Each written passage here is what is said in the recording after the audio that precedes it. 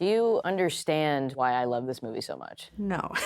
For Sav Rodgers, a queer kid growing up in Kansas, role models came from an unexpected source. When I was 12, I had a movie where the gay and lesbian characters were good and funny and out. They were able to live as their authentic selves. Chasing Amy. Chasing Amy. Chasing Amy. The third film from director Kevin Smith. It's about a guy who falls in love with a lesbian. But Sav's about to find out. Life's not about finding your heroes. Welcome to the house that Amy built. It's about finding yourself. I'm directing a project about the legacy of Chasing Amy as an LGBTQ film. Do you find the film to be authentic to the LGBTQ community? I find it authentic to the straight dude who fall for a queer woman community. No longer being a lesbian by meeting the right man. That's gonna be controversial. Ben Affleck's goatee was a bad idea. Let's go into the movie. Welcome, and let's start by saying congratulations because you made the New York Times today and Roger Ebert. And that's a big, big thing for a small independent movie, especially a gay one. So congrats for that. And they were nice to you as well. Not as nice as I was. So let's start with jump into the deep end. Would you say that Kevin Smith saved your life? You know, I think that there's something to be said for the process of chasing Amy, saving my life all over again. But Kevin making Chasing Amy with the people he made Chasing Amy with, including Joey, Scott Mosier, the influence of Guinevere Turner and, her cooperation, Bob Hawke, Mustafa Obafemi, who played Hooper, the combination of those people making that perfect alchemy to make Chasing Amy, to make the film that I saw that, made such an impact on me. That's the thing that saved my life. And it's also the timing, seeing it in a moment where I was so down, that I thought that I didn't have a future, to put it euphemistically. That is the thing that saved my life. And so it's a combination of all those people's hard work, but, specifically Kevin writing that script inspired by the film he wanted to make with the friends he wanted to make it with. So what do I call you? Do I call you passionate or obsessed or both? I think passionate. I think I have a way about me that when I'm really excited about something, it comes off as obsession. And I definitely get these moments of like hyper focusing on things that I love, whether it's a film, podcast. I mean, ask how many people in my life who I've told them to listen to normal gossip lately so that I could have something to talk about them with. I think my enthusiasm for cinema specifically, what I'm looking for is connection. I'm looking for opportunities to connect with people. And so I think with Chasing Amy, for a long time, I was the only person I knew besides my mom who had seen it. Nobody in my peer group was really watching Kevin Smith at age 12 in suburban Kansas, at least not that I was friends with. Yeah. And so, I'm a guy who's really enthusiastic about the things he likes and doesn't really make apologies for it. So if you want to call me obsessed, that's fine. But I think I'm just overly enthusiastic sometimes, and that works for some people and doesn't work for others. So before we go on, for those few people that didn't see the movie, just quickly say something about it and why it affected you so much. Yeah, so I saw Chasing Amy as a closeted queer trans kid in suburban Kansas at age 12 at a time where I was being harassed at school for seeming queer. I didn't even know I was queer yet. And so other people saw this difference in me and latched onto it. And difference isn't something that generally kids like because they're told and taught not to like it. And so, I grew up with a lot of homophobia around me and certainly transphobia around me, though people weren't as aware of what transphobia was, I don't think. And Chasing Amy was this life raft when I needed it because it was the first time that I saw queer characters that felt fully embodied to me. It was the first time I had seen them not be some sort of punchline. It was the first film that I ever really identified with in terms of, this intersection of, queerness, nerd culture, and romanticism that I think Kevin captured, the latter two so beautifully. Mm-hmm. It's been a long journey. For those people who are interested in making movies, why was it so long? And what determination do you need to keep the journey going?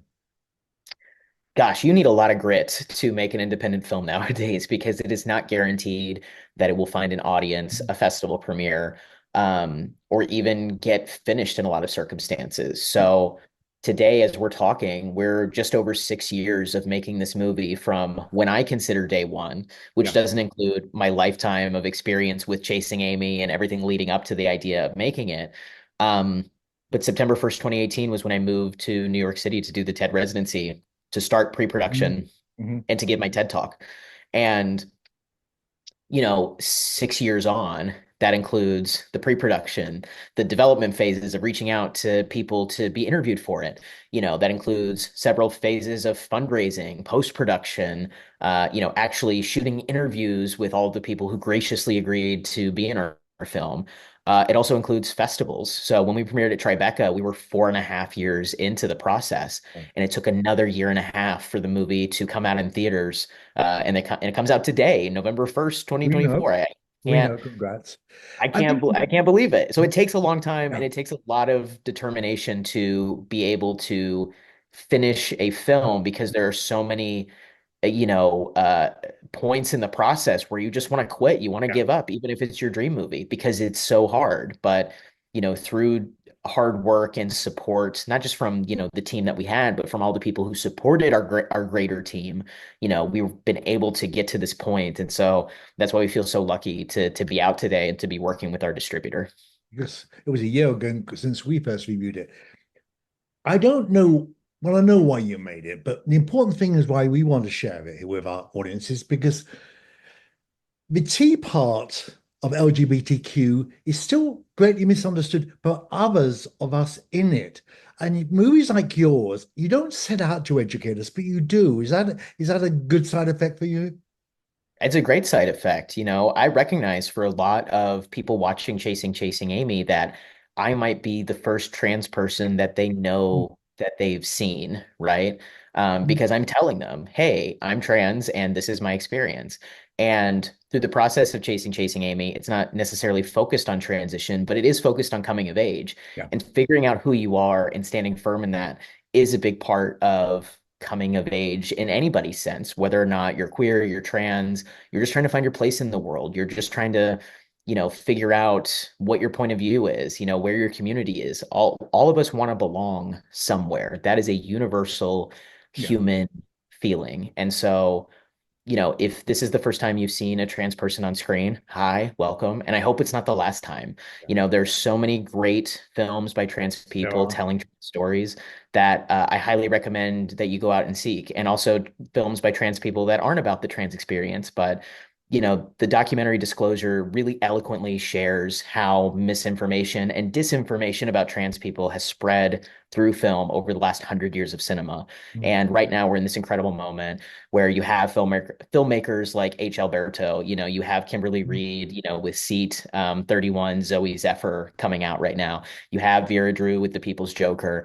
You have Jane Schoenbraun with I Saw the TV Glow. We're in this moment where we're able to tell our stories and to be able to connect with an audience right now.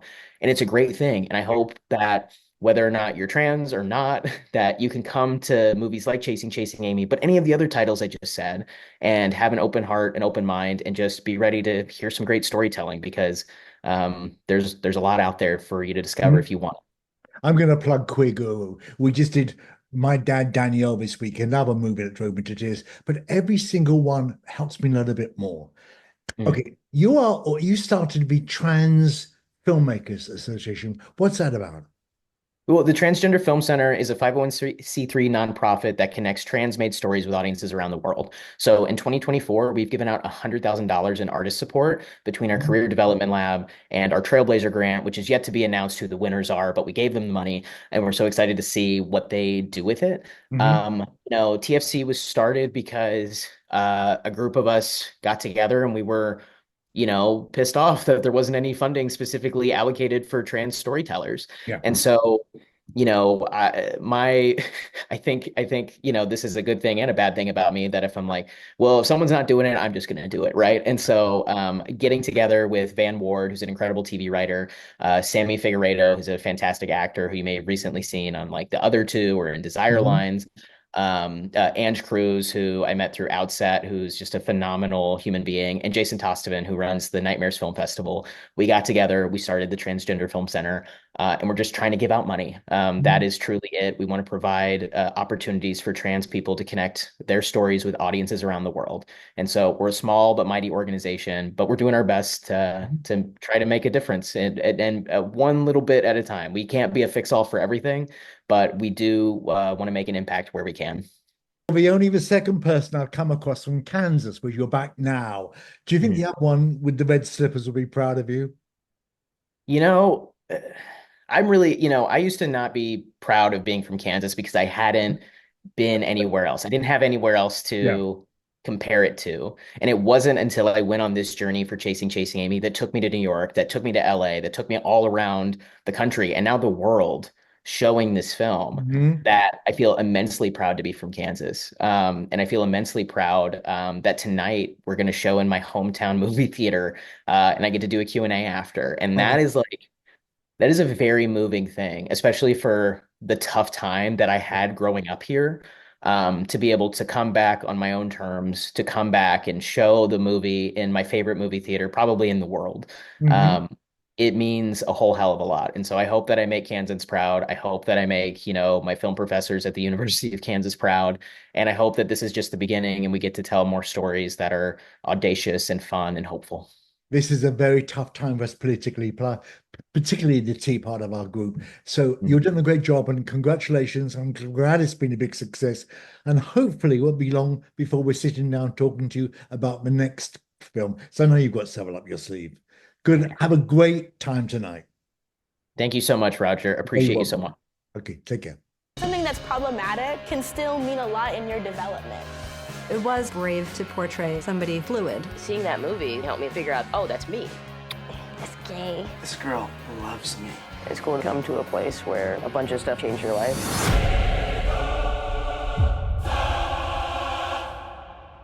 All right, let's go. That's where they have their big fight. Well, we're purifying it with our butts. You were so supportive, and I was so alone in the world. How wonderful that you found something in it. The movie is amazing, but whatever moved you, there's a dark side too. I can't erase the past. You don't just get a pass for that. I didn't know what I expected. I did not expect all this. Maybe what's really troubling you is that your fragile fantasy might not be true. Can we tap? This movie made me be honest with myself. Chasing Amy and chasing Amy. My butt has been where Ben Affleck's butt has been. Basically Ben Affleck. A little shorter.